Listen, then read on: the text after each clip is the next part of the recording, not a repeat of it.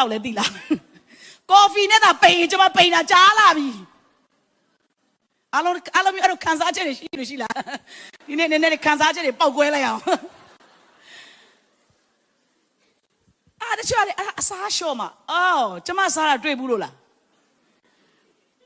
လူကိုတွေ့တာနဲ့ဟိုခါတဲ့ဝတယ်ဆိုတာနဲ့ဟိုစားတာနဲ့ဟိုတိုင်းတာလေကိုယ်ကနေကျမတဲ့2ဆ3ဆစားတယ်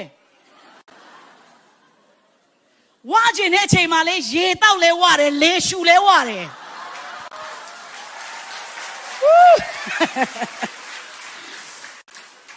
တားလို့မရတဲ့အရာနော်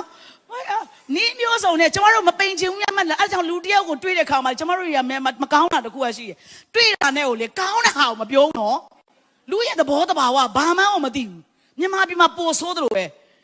တွေးလိုက်တာနဲ့ကိုချက်ချင်းကိုလေဟဲလာလိုက်တာဆိုမရှိဘူးဟဲဝါတယ်နော်ကျေးဇူးပဲနင်မပြောလဲငါသိတယ်ဝါတာအစရင်ပြောတာမဟုတ်အားနေချက်ကိုအရင်